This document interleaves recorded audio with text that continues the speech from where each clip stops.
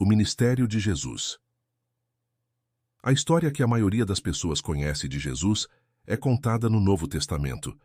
Assim como grande parte do Velho Testamento, há no Novo Testamento muitas partes alteradas das narrativas originais nas quais ele é baseado.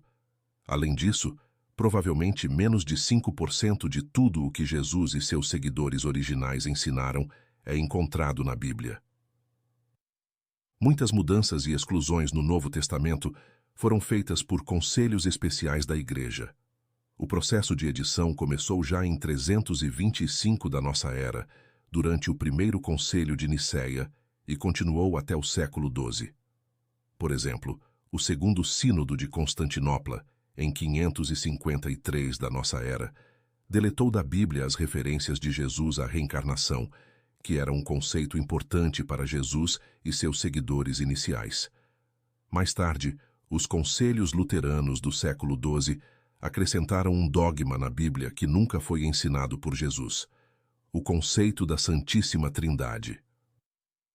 A Igreja cristã não se limitou a mudar umas poucas ideias. Ela também rejeitou livros inteiros. A Igreja destruiu muitos destes documentos e registros que contradiziam as mudanças radicais que eram feitas na doutrina cristã por estes conselhos. Felizmente, os escritos originais que sobreviveram ao processo de edição ainda oferecem pistas valiosas e insights da vida de Jesus. Muitos escritos rejeitados pelos conselhos da Igreja encontraram sua rota de fuga em um livro conhecido como Apócrifos, que significa escritos ocultos. A estes escritos, a Igreja atribuía origem e qualidade duvidosas. Alguns destes materiais foram corretamente rejeitados. Outros trabalhos apócrifos, entretanto, foram omitidos simplesmente porque contradiziam a versão oficial da Igreja sobre a vida de Jesus em vários detalhes cruciais. Há detalhes que, se cuidadosamente pesquisados, ofereceriam uma visão geral, de certa forma, diferente daquela apresentada na Bíblia autorizada. Segundo os apócrifos, a história de Jesus começa com seus avós maternos, Joaquim e Ana. Dizia-se que Joaquim era um sacerdote em um templo hebreu. Ele e Ana eram um casal feliz, exceto por um problema. Eles não eram capazes de ter filhos. Isto foi uma fonte de considerável embaraço para ambos. Gerar filhos, especialmente meninos, era muito importante naquela época. Um dia Joaquim estava de pé, sozinho nos campos, quando um anjo apareceu. O anjo foi descrito como que saindo de uma tremenda quantidade de luz e causando medo em Joaquim por sua aparência. Ele acalmou Joaquim e lhe disse que não mais ficasse envergonhado, porque este faria que Ana ficasse grávida. A única estipulação para esta honra era que Joaquim e sua esposa deviam entregar a criança para ser criada pelos sacerdotes e anjos em um templo em Jerusalém. Tudo seguiu segundo o plano. Com a idade de 3 anos, a pequena filha de Joaquim e Ana foi levada ao templo e deixada lá. Maria era uma criança maravilhosa que permaneceu devotada aos sacerdotes e anjos pelos seguintes 11 anos. Quando Maria e as outras crianças do templo chegavam à idade entre 12 e 14 anos, 2 idades diferentes, dadas por fontes diferentes, era o tempo delas voltarem ao mundo e se casarem. Contudo, Maria não era livre para escolher seu próprio marido. Seus mentores escolheriam um para ela. O escolhido para Maria foi um homem muito velho chamado José. Ele de início não concordou com o casamento por causa de sua idade avançada e porque ele já tinha seus próprios filhos. Depois que os esforços foram feitos para que ele mudasse de ideia, José consentiu em se casar e foi para a casa dele em Belém, a fim de prepará-la para sua nova esposa. Maria foi para a casa de seus pais Joaquim e Ana na Galileia, até estar pronta.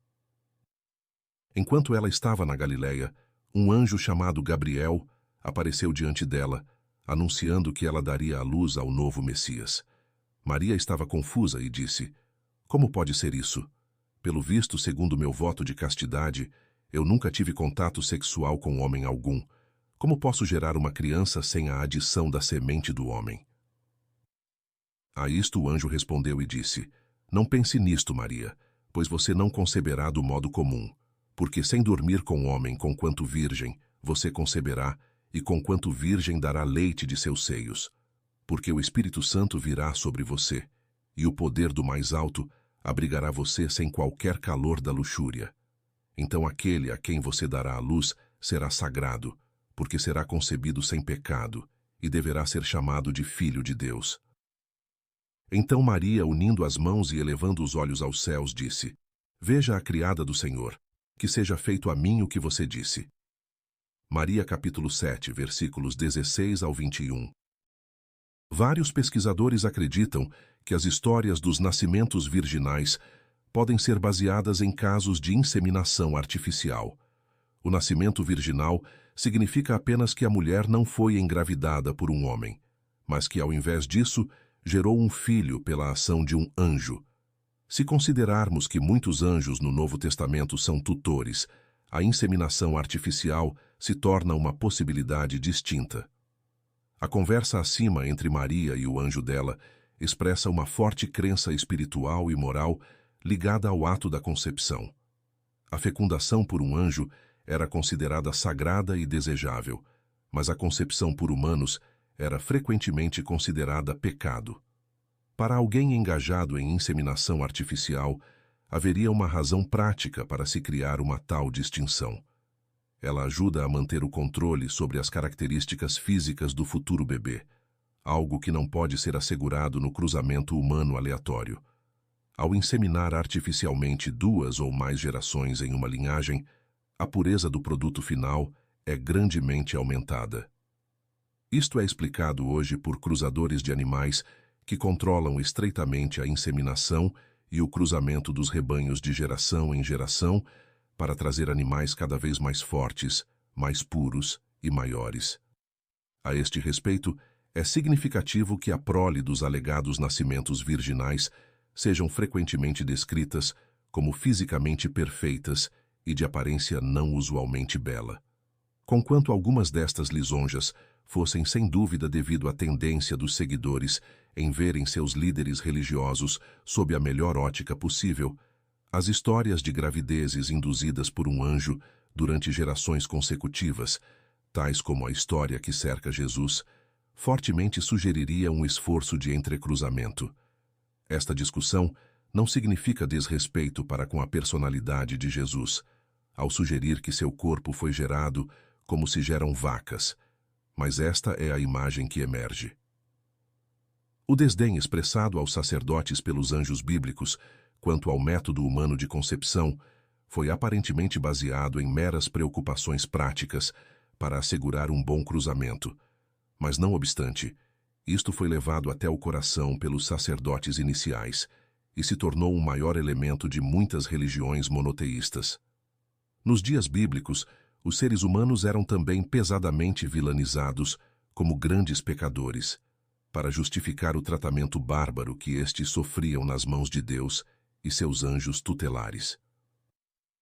Ao estender este conceito de pecado ao método humano de procriação, cada pessoa concebida durante o intercurso sexual era para ser considerada nascida em pecado e, portanto, espiritualmente condenada.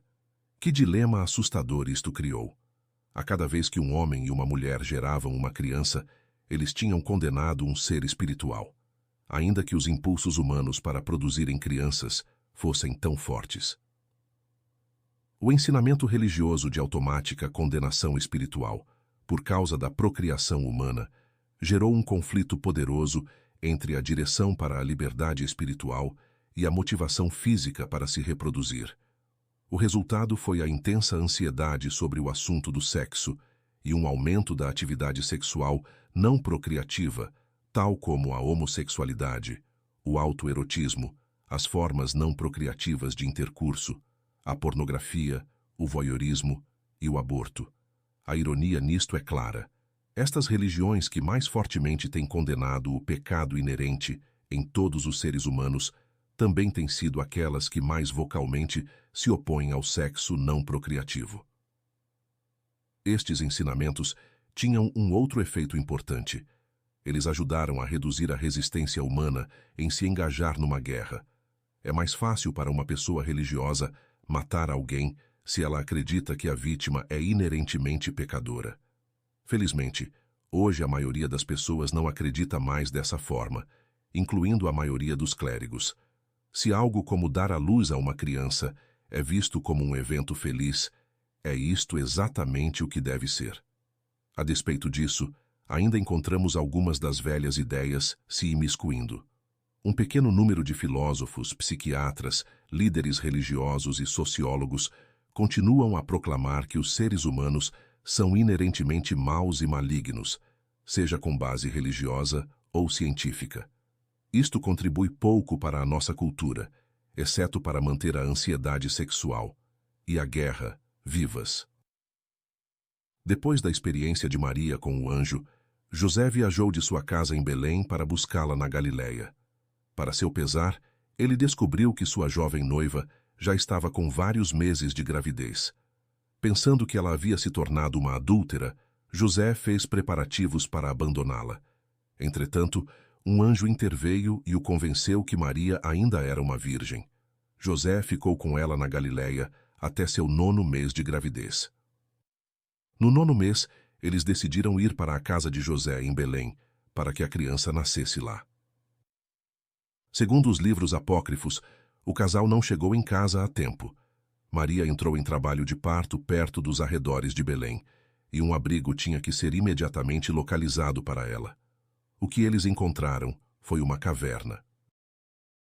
Naquele momento o sol estava quase se pondo, mas José se apressou de forma a poder levar uma parteira. E quando ele viu uma velha mulher hebreia, que era de Jerusalém, ele disse a ela: "Por favor, venha comigo, boa mulher. Vamos à caverna, e você verá uma mulher que está pronta para dar à luz." Isto foi depois que o sol se pôs, quando a velha mulher e José chegaram à caverna e entraram. A caverna estava toda cheia de luzes, maiores que as luzes das lâmpadas e velas, e maiores do que a luz do próprio sol. O infante estava então enrolado em fraldas e mamando no seio de sua mãe, Santa Maria. Infância de Jesus, capítulo 1, versículos 6 ao 11. As luzes não usuais na caverna indicam a existência de iluminação de alta tecnologia de algum tipo. Isto pode não ser surpreendente quando descobrimos que um outro fenômeno de alta tecnologia cerca o nascimento de Jesus, a chamada Estrela de Belém. Quase todo mundo no universo cristão conhece a história dos 3 homens sábios que seguiram uma estrela brilhante até o bebê Jesus em Belém. A maioria dos cristãos acredita que esta estrela não usual, conhecida como Estrela de Belém, era de origem sobrenatural, uma criação de Deus. Alguns cientistas, os que não descartam a história como um mito religioso, acreditam que a estrela tenha sido o cometa Halley, fazendo uma passagem baixa sobre a Terra, ou um raro alinhamento de Vênus e uma estrela brilhante. Vários escritores do fenômeno OVNI, por outro lado, avaliam que a Estrela de Belém fosse uma aeronave que levou os 3 homens sábios de suas casas na Pérsia para Belém, do mesmo modo que Moisés e as tribos hebreias tinham sido guiadas por um Jeová aéreo mais cedo na história. Se é verdade que Jesus nasceu em uma caverna, porque o escritor de Lucas e outros líderes iniciais da igreja afirmam que a primeira cama dele foi uma manjedoura. Era a intenção daqueles que apoiavam Jesus o proclamarem como o Messias hebreu. Para que esta avaliação fosse verdadeira, eles precisavam provar que Jesus era um descendente direto do rei Davi hebreu. Uma tal linhagem era necessária para as profecias hebreias. Um número de historiadores religiosos, contudo, tem concluído que Jesus pertencia a uma seita religiosa hebraica, conhecida como essênios. Joaquim, Ana e Maria podem ter sido membros de templos essênios. O nascimento de Jesus na caverna tende a reforçar esta conclusão, porque os essênios eram muito bem conhecidos por usarem cavernas como abrigos e hospedagens. Se Jesus foi um essênio, ele não pode ter sido descendente do rei Davi. Isto porque os essênios eram visivelmente judeus, mas eles também estudavam o Zen de Avesta, da religião de Zoroastro, e reportadamente praticavam o arianismo. Isto ajudaria a explicar a visita dos 3 homens sábios da Pérsia ao bebê em Belém. Posteriormente aparece que ser ariano era uma exigência para se tornar um essênio. O próprio Jesus tinha pele branca e cabelos vermelhos. Por causa do pré-requisito racial para se tornar um essênio, nenhum membro da seita poderia ter sido descendente direto do rei Davi, porque as tribos hebreias tinham uma linhagem diferente. Muito do que sabemos hoje sobre os essênios vem de uma famosa descoberta arqueológica do século XX, os manuscritos do Mar Morto. Os manuscritos são uma biblioteca de documentos muito velhos, datando do 1º século de nossa era. Eles foram escritos por membros de uma comunidade essênia e escondidos em cavernas perto do Mar Morto. Estes manuscritos foram descobertos em 1947, ou possivelmente 1945, por um jovem tribal beduíno. Segundo o historiador John Allegro, que analisa os manuscritos em seu livro The People of the Dead Sea Scrolls, os essênios tinham muitas características de uma sociedade secreta. Por exemplo, a admissão de uma pessoa na ordem essênia era realizada apenas depois de vários anos de provação. Os essênios praticavam rituais de iniciação nos quais eles juravam nunca revelar seus ensinamentos secretos. Eles também mantinham confidenciais os nomes dos anjos que viviam entre os essênios em suas comunidades fechadas. Os sacerdotes essênios frequentemente se autodenominavam os filhos de Zadok, porque seu alto sacerdote era Zadok, que havia servido no templo de Salomão. À luz destas descobertas, não é surpreendente que vários ramos da fraternidade tenham afirmado muito antes da descoberta dos manuscritos do Mar Morto que a organização essênia era um de seus ramos na Palestina, talvez o ramo mais importante naquela região. A História da Livre Maçonaria de Albert Mackay, publicada em 1898, confirma isto ao relatar que os essênios tinham um sistema de graus e usavam um avental simbólico. Há muita evidência de que Jesus permaneceu um essênio por toda a sua vida adulta. O historiador Will Durant, escrevendo seu trabalho Caesar and Christ, The Story of Civilization, Part 3, ressalta que os essênios eram a única seita de tradição judaica que não se opunha às tentativas de inovação religiosa de Jesus. Das 3 maiores seitas hebraicas existentes na Palestina daquele tempo, ele condenava apenas os fariseus e os saduceus por seus vícios e hipocrisia, não os essênios. Estes e os cristãos partilham muitos traços em comum. Eles mantêm crenças sobre a vida nos últimos dias, partilham refeições comuns, se engajam em rituais de banhos e batismos e concordam em alguns pontos organizacionais. Notáveis similaridades entre várias doutrinas dos manuscritos do Mar Morto e os escritos do Novo Testamento também têm sido percebidas. Os historiadores ressaltam a amizade íntima de Jesus com João Batista. Muitas práticas batismais e ascéticas de autonegativa dos essênios eram partilhadas por João. Conquanto em outros aspectos, João difira do que hoje conhecemos das práticas padrão dos essênios, as similaridades são suficientemente fortes para sugerir que João, ele próprio, era um essênio. Finalmente, temos a presença ativa de anjos, reportadamente guiando ambos, essênios e o ministério de Jesus. A despeito da forte evidência, alguns teólogos ainda discutem se Jesus foi realmente um essênio. As objeções deles são baseadas primariamente no fato de que muitos dos ensinamentos de Jesus contradiziam os meios essênios. Havia uma boa razão para esta contradição. Jesus, embora um essênio, tinha entrado em contato com o movimento dissidente hindu e, como resultado, tinha ele próprio se tornado um dissidente revoltoso. Ele tentou seguir adiante com uma filosofia religiosa que estava frequentemente em disputa com seus patrocinadores essênios e sofreria por isto. A maior parte da informação do Novo Testamento sobre a vida de Jesus cobre apenas os 3 anos imediatamente antes de sua crucificação. Estes foram os anos do ministério público dele. Durante este tempo, ele não viveu dentro das comunidades essênias, pela simples razão de que ele estava engajado no ministério em viagem, o que o ocuparia até a sua crucificação. A cada essênio era dado, ou criado por ele próprio, um chamado ou uma meta de vida a que buscar.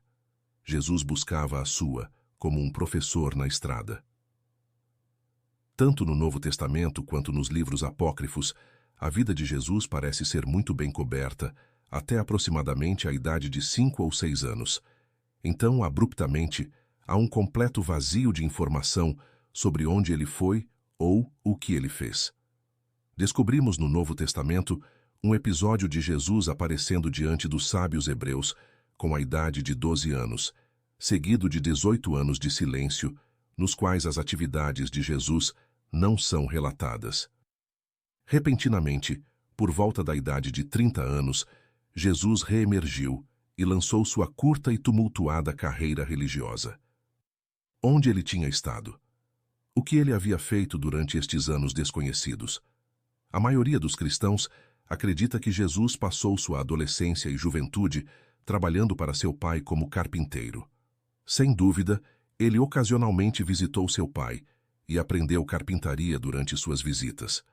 Muitos historiadores, contudo, sentem que havia muito mais acontecendo na vida de Jesus, e eles têm tentado descobrir o que mais ele pode ter feito durante estes anos críticos, quando seus pensamentos, personalidade e motivação estavam se desenvolvendo. Como se demonstra, Jesus estava sendo intensivamente treinado para seu futuro papel religioso. Era comum que os meninos essênios entrassem em um monastério por volta da idade de 5 anos para começar a educação deles.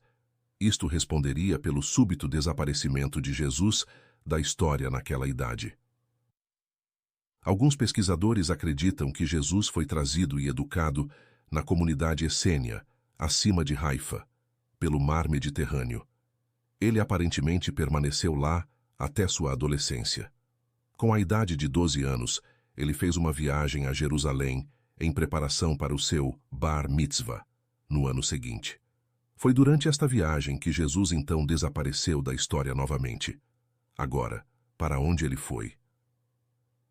Vários anos atrás, aconteceu de eu ver um intrigante documentário de Richard Bock, intitulado Os Anos Perdidos. Este filme regularmente é apresentado nos canais de televisão americanos, próximo ao período do Natal e da Páscoa, e vale muito a pena ser assistido. Ele sugere que Jesus viajou à Ásia, onde passou a sua adolescência e início da idade adulta, estudando as religiões praticadas lá. Uma fonte da qual o cineasta retirou esta notável conclusão foi A História de Issa, um documento budista muito antigo, possivelmente descoberto no monastério Rimi, na Índia, pelo viajante russo Nicholas Notovitchin, em 1887. Notovitchin publicou sua tradução da história budista em 1890, em seu livro A Vida Desconhecida de Jesus. Segundo a história budista descoberta por Notovitchin, um notável jovem homem chamado Issa tinha partido para a Ásia aos 13 anos. Issa estudou com vários mestres religiosos do Oriente, fez algumas pregações próprias e retornou para a Palestina 16 anos depois, aos 29 anos. Os significativos paralelos entre as vidas de Issa e Jesus têm levado à conclusão de que ele era, de fato, Jesus. Se verdadeiramente existiu uma tal jornada, ela teria sido omitida da Bíblia, porque contradiz a ideia de que ele alcançou a iluminação espiritual apenas por inspiração divina. Se Jesus era um essênio e ele viajou para a Ásia sob o patrocínio da seita hebraica, e se esta de fato seguia uma tradição ariana, esperaríamos que ele fosse estudar com os brahmanes arianos do subcontinente hindu. Segundo a história de Issa, isto é precisamente o que aconteceu. No seu 14º ano, o jovem Issa, o abençoado, veio a este lado de Sindh, uma província do Paquistão Ocidental, e se estabeleceu entre os árias, ou arianos. Depois da chegada de Jesus, os sacerdotes brancos de Brahma o receberam muito bem e alegremente, e ensinaram-lhe, entre outras coisas, a ler e entender os Vedas, e a ensinar e expor as escrituras sagradas hindus. Esta recepção calorosa rapidamente se tornou amarga, pois Jesus insistia em se associar às castas inferiores. Isto levou a um atrito entre o teimoso Jesus e seus hospedeiros brahmanes. Assim conta a história. Mas os brahmins e os kshatriyas, membros da casta militar, disseram a ele que eles eram proibidos pelo grande Parabrahma, um deus hindu, de chegarem perto daqueles que foram criados de sua barriga e de seus pés. Esta era a origem mística das classes inferiores. Que os vaisyas, membros das castas de mercadores e agricultores, podiam apenas ouvir o recital dos Vedas, e isto apenas nos dias de festival, e que os Sudras, uma das castas inferiores, não eram apenas proibidos de comparecerem às leituras dos Vedas, mas até mesmo de olhar para eles, porque eles haviam sido condenados à servidão perpétua, como escravos dos Brahmins, dos Kshatriyas e até mesmo dos Vaisyas. Mas Issa, desrespeitando suas palavras, permaneceu com os Sudras, pregando contra os Brahmins e os Kshatriyas. Ele se declarou fortemente contra o homem se arrogar autoridade para privar seus iguais de seus direitos humanos e espirituais. Certamente ele disse: Deus não fez diferença entre seus filhos, que são todos igualmente queridos para ele. Issa negou a inspiração divina dos Vedas e dos Puranas, uma classe de escrito sagrado. Os sacerdotes e guerreiros brancos ficaram tão zangados que eles enviaram serventes para matar Jesus. Avisado do perigo, ele fugiu para a cidade sagrada de Jaguarnath à noite e escapou para o país budista. Lá ele aprendeu a língua Pali e estudou os sagrados escritos budistas, os sutras. Depois de 6 anos, Jesus podia perfeitamente expor os manuscritos budistas sagrados. A história de Issa tem algumas implicações notáveis. Ela apresenta Jesus como um sincero reformador religioso que se encontrou voltado contra as tradições tutelares arianas nas quais ele havia sido criado. Suas simpatias foram então para os budistas dissidentes.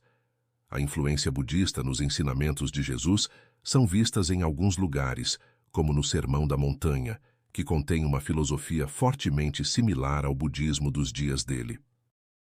Depois de aproximadamente 15 anos na Ásia, Jesus viajou de volta para a Palestina através da Pérsia, Grécia e Egito. Segundo uma tradição, Jesus foi iniciado nos mais altos escalões da fraternidade na cidade egípcia de Heliópolis. Depois de completar esta iniciação, Jesus voltou para a Palestina, agora como um homem de 29 ou 30 anos. Imediatamente depois do seu retorno, Jesus embarcou em seu ministério público.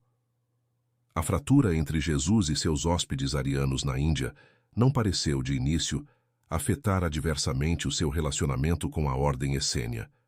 Não demorou muito, contudo, para que o problema surgisse. Jesus não partilhava do ascetismo dos seus irmãos essênios e minimizou a importância do ritualismo para o alcance da salvação espiritual. Ele estava cercado de patrocinadores essênios que acreditavam fortemente na vinda de um Messias e estavam determinados a ter seu investimento, Jesus, proclamado como tal. Ele os proibiu de assim o fazer. Segundo o historiador Will Durant, Jesus repudiou toda a declaração de ascendência davídica e, por um longo tempo, proibiu os discípulos de chamá-lo de Messias. A maioria dos historiadores atribuem estas ações ao clima político daquele tempo. A Palestina estava sob ocupação romana e os romanos tinham uma visão sombria das profecias hebraicas por causa de seus subtons. Jesus não queria se meter em problemas com os romanos, ou assim pensava estar fazendo. Há, contudo, uma razão muito melhor para que ele não quisesse ser proclamado o Messias hebreu. Jesus sabia que a proclamação não era verdadeira, e ele estava sendo honesto sobre isso. Ele queria trazer para a Palestina uma genuína ciência espiritual do tipo que os dissidentes estavam tentando na Índia. Jesus, portanto, se tornou um rebelde dentro da própria organização da fraternidade que o apoiava. O maior engano dele foi acreditar que podia usar os canais corrompidos da rede da fraternidade para disseminar uma religião dissidente, mesmo que ele tivesse muitos amigos íntimos e seres amados na ordem essênia. Jesus nunca teve tempo de estabelecer este sistema de religião dissidente porque alguns de seus apoiadores essênios, e, segundo a Bíblia, até mesmo alguns anjos tutelares, rapidamente o colocaram em maus lençóis ao proclamá-lo como o Messias. Não demorou muito para que os romanos e alguns líderes hebreus interrompessem Jesus e o levassem a julgamento. Os hebreus faziam objeções às suas ideias religiosas não ortodoxas, já os romanos, às suas alegadas pretensões políticas. Uns meros 3 anos depois de iniciar seu ministério, Jesus foi reportadamente pregado em uma cruz. Embora haja evidência de que Jesus não morreu na cruz, mas tenha sobrevivido para viver o resto de sua vida em reclusão, a crucificação terminou seu ministério público e pavimentou o caminho para que seu nome fosse usado com a finalidade de implantar as mesmas filosofias do dia do julgamento final a que ele havia se oposto. Um conjunto de documentos datando aproximadamente do ano 400 de nossa era, chamado os Papiros de Nag Hammadi, foram descobertos no Egito em 1945. Os papiros eram cópias escritas à mão dos originais manuscritos iniciais. Muito ou o todo destes originais foram escritos não mais tarde do que no ano de 150 de nossa era, isto é, antes que os originais dos evangelhos do Novo Testamento fossem escritos. Alguns eruditos acreditam que muitos dos papiros de Nag Hammadi sejam mais autênticos e menos alterados do que os aceitos escritos dos evangelhos do Novo Testamento. Segundo Nag Hammadi, Jesus não foi pregado em uma cruz, mas um outro homem, Simão, tinha sido o substituto para sofrer o destino em seu lugar. Seja qual for a verdade que isto possa conter, o que é importante para nós é simplesmente que a crucificação assinalou o fim do ministério público de Jesus. Os problemas que Jesus enfrentou não podem ser somente atribuídos aos seus apoiadores, contudo. Certamente os próprios erros de Jesus contribuíram para a sua queda. A despeito de seus ensinamentos dissidentes, Jesus foi incapaz de desfazer completamente dentro dele mesmo toda uma vida de doutrinação como essênio. Há uma boa evidência bíblica e apócrifa de que ele tentou misturar o dogma tutelar com os dogmas dissidentes. Isto fez com que qualquer tentativa honesta de uma reforma espiritual fracassasse. A Bíblia também indica que Jesus aprendeu algumas de suas lições através de um sistema de mistérios. A única esperança seria se Jesus rompesse completamente com a ordem essênia e seus métodos. Mas é fácil de entender por que ele não fez assim. Sua vida, família e amigos eram grande parte desta organização. Embora Jesus tivesse um acompanhamento suficientemente grande para chamar atenção, não pregou tempo o bastante para entrar nos livros de história de seu próprio tempo. Sua fama cresceu depois da crucificação, quando seus discípulos viajaram longa e amplamente para estabelecer sua nova seita apocalíptica. Com a continuada ajuda dos seus anjos tutores, os missionários cristãos fizeram de Jesus um nome doméstico e criaram uma poderosa nova facção que posteriormente dividiria seres humanos em grupos de batalha. O esforço bem-sucedido para fazer de Jesus a figura principal de uma nova religião do dia do julgamento trouxe o mais famoso escrito apocalíptico para o mundo ocidental, a Revelação de São João. Este trabalho, que também é conhecido como Livro da Revelação do Apocalipse, é o último livro do Novo Testamento. Isto deixa os cristãos com o mesmo tipo de duras profecias que os hebreus haviam feito com o fim do Velho Testamento, a vinda de uma catástrofe global seguida de um dia do julgamento. O livro da Revelação vale muito a pena ser examinado.